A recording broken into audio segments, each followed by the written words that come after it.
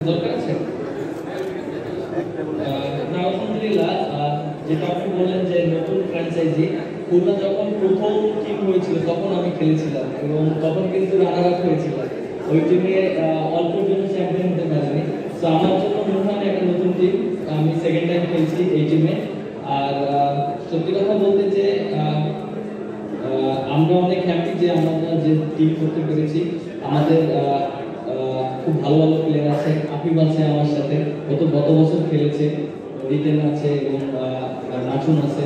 এবং আমরা ড্রাফট থেকে পেয়েছি ইমরুল ভাইকে পেয়েছি, নাইম শেখকে পেয়েছি, তারপরে আপনার মাহিদুল অঙ্কন খুব ভালো খেলছে, হাসান মাহমুদ প্রমিজিং পেস বলার খুব ভালো খেলছে। মানে ওভারঅল আমাদের যে টিমটা হয়েছে খুব ভালো একটা ব্যালেন্স হয়েছে।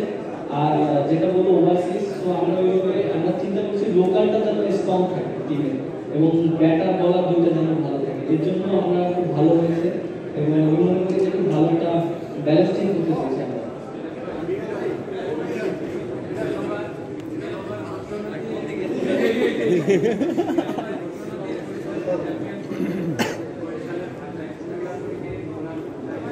ভালো ছিল না ভাই? আসলে ঘোষণা কি যে খুব ভালো লেগেছিল, গতবার চ্যাম্পিয়ন হয়েছিলাম যেহেতু বরিশালে খেলেছি এবং আমি কখনো বিপিএল চ্যাম্পিয়ন হইনি, ওইবার প্রথম হয়েছিলাম। আর যেটা আপনি বললেন যে ঘোষণা দিয়ে সেরকম না, একটা কনফিডেন্স ছিল যে না কখনো যেহেতু হয়নি এবার চ্যাম্পিয়ন হবো।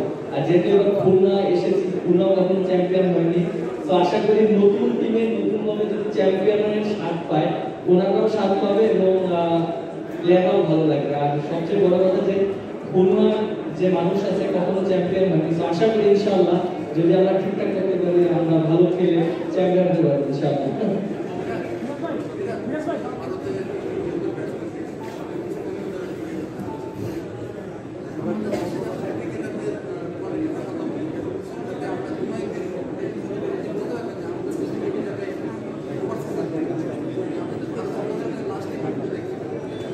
দেখেন যে এই টুর্নামেন্টগুলো খুবই ইম্পর্টেন্ট, বিপিএল বিশেষ করে যেটা আপনি বললেন যে টি20 ফরম্যাট। আর আমরা আসলে টি20 ফরম্যাটটা যে অনেক বেশি ভালো থেকে এরকম না, বাট আমাদের ইমপ্রুভ করার অনেক জায়গা আছে। আর সেই জায়গাটা হলো আমি মনে করি বিপিএল। এই বিপিএলে যদি আমরা যারা লোকাল প্লেয়ার আছে তাদের অপরচুনিটিটা বেশি থাকে, তারা যদি এখানে পারফর্ম করে আমার কাছে মনে হয় যে এটা ইন্টারন্যাশনাল ক্রিকেটের জন্য অনেক হেল্প হয়।